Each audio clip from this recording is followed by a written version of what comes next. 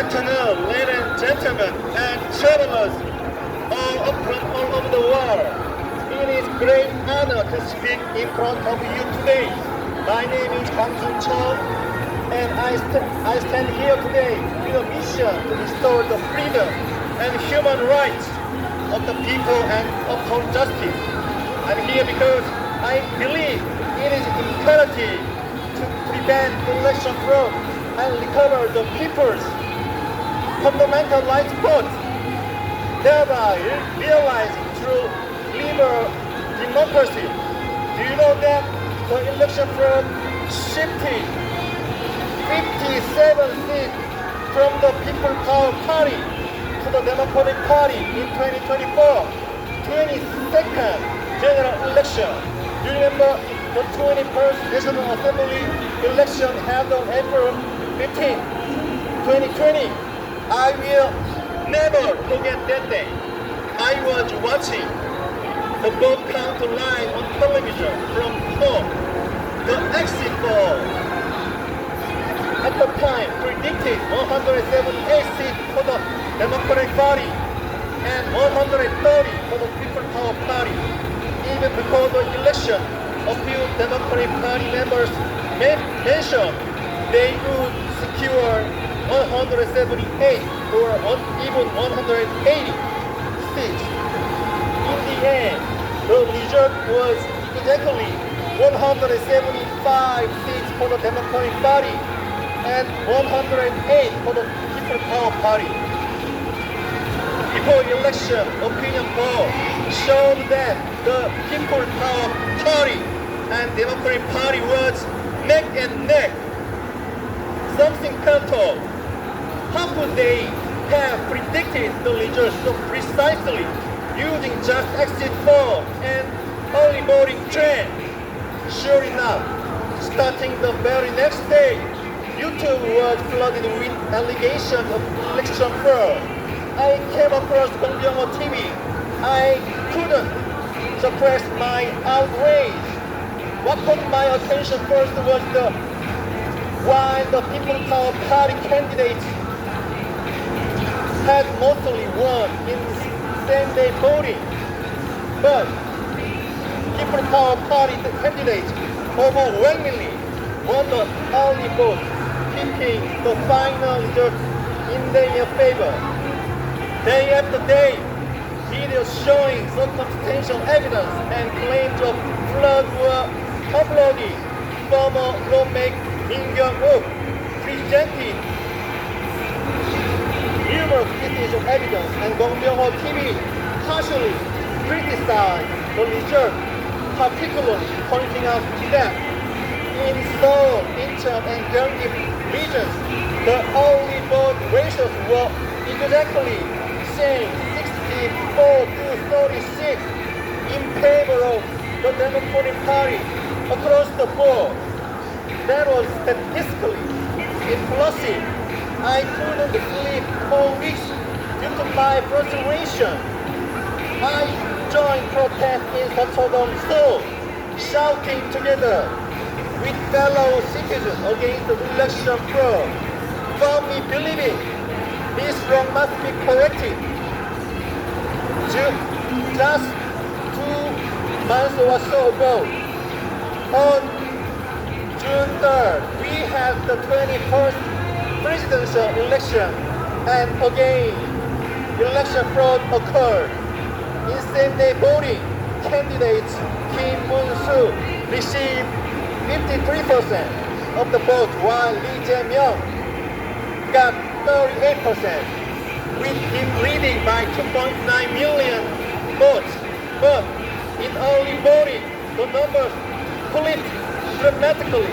Kim got only 26%, while Lee got 63%, giving Lee a lead of 5.7 million votes. The final polling, Lee won 49%, Kim with 41%, a difference of 2.9 million votes. Do you really think such extreme differences between early and same-day voting are possible when the age demographics are similar across both groups. What about the exit polls? They show the lead at 52% and Kim at 39%. But in actual same-day voting, Kim led by 15%. You know that? Can you truly believe such sampling explain these numbers? Even the International Election Integrity Alliance (NEIA) expressed concern over the inconsistency between early and same-day vote ratios in Korea's 21st presidential election. Former ambassador at large for global criminal justice, Ambassador Mostan, who enjoyed strong support from President Trump, stated on June 27 at the National Press Club in Washington, D.C. that the 2024 presidential election in South Korea was fraudulent, citing it as an example of organized and widespread manipulation. He presented a specific example of election fraud, including pre-marked early voting ballots and the blocking of CCTV camera footage. He also claimed there was a sign of intervention by the Chinese Communist Party. Ambassador Mostan stressed the need for audit of a web of organizations suspected of involvement in election interference and urged the international community to launch an investigation under the name of an International Election Monitoring Team. He entered South Korea on July 15, 14, and on July 15, he spoke at an event hosted by the Truth Forum in front of main gate of Seoul National University. There he raised concerns about alleged election fraud, claiming that China is attempting to take control of South Korea using counterfeit ballots. He also criticized the legitimacy of the Lee Jae-myung administration, which he observed was formed through a presidential election. Since then, he has continued to participate in various events highlighting issues related to election fraud and suggesting possible involvement by U.S. government agencies. Let me further explain the evidence from the 2020 general election using data from the Election Fraud and Corruption Prevention Team led by former People Power Party leader Han Byung-an. Now the leader of Liberal and Innovation Party. First, in Seoul, Incheon and Gyeonggi region, early voting results were uniform 64 to 36 in favor of Democratic Party, even across the different candidates. Is it possible in Seoul, Incheon and Gyeonggi region, the early voting result was uniform, same 64 to 36 in favor of Democratic Party? It's impossible. Three candidates, Jung Min-young, Min Kyung-wook, and Lee Jung-hee, all received exactly 39% in early voting. And there was a registered 144-year-old voter born in 1876, along with 14 other votes older than the oldest person in Guinness World Record. It's impossible. Also, vote count exceeded population count in some districts. Moreover, manipulate ballots sorted used to link voters. Also, ballots have smaller than blank stamp mark, and counterfeit ballots with constituency and proportional representation sections overlap in printing.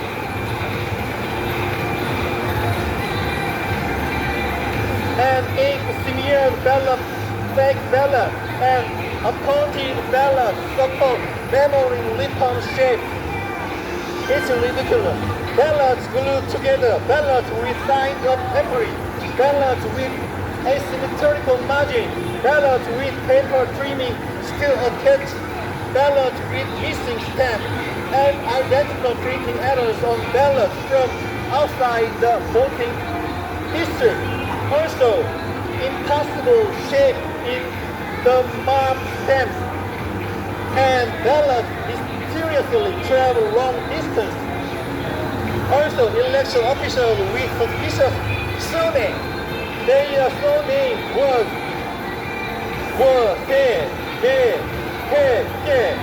There are no surnames like that in Korea. It's impossible. Also, an illegal election commission office operating with unauthorized network connection. Moreover, the illegal production and use of ballot stamps by election commission. Moreover, ballots stored not in official containers but in company brand boxes. Also, the Supreme Court failing to rule on 126 election lawsuits even after 18 months, violating the 180-day rule. Also, torn seals on ballot boxes inside the ballot storage room. Moreover, Kyrgyzstan's use of Korean-made voting machine in 2020, which led to election chaos and the president's resignation. Also, Supreme Court finding evidence of fraud by accepting blank ballots as valid votes. Moreover, early voting ballots were found discarded in election commission garbage area. Is it possible the voting ballot was found discarded in election commission garbage area? Finally, the election commission, without any legal basis, instructed staff to cover the CCTV camera at early voting station, and they were covered. The number of votes for each candidate were manipulated electronically, and fake ballots were inserted into early voting. If you can see and hear all of this and still deny election fraud, you are consciously ignoring the truth. Those who deny non-election violation are placing their own interest over those of their group, over the future of our country and next generation. Is that not national betrayal? Similar fraud pattern have been seen not only 2020 but in every election since, according to experts on Gwangbok-dong TV. Even in the 2024 22nd general election, the Democratic Party supposedly won 161 seats and the People's Power Party 90.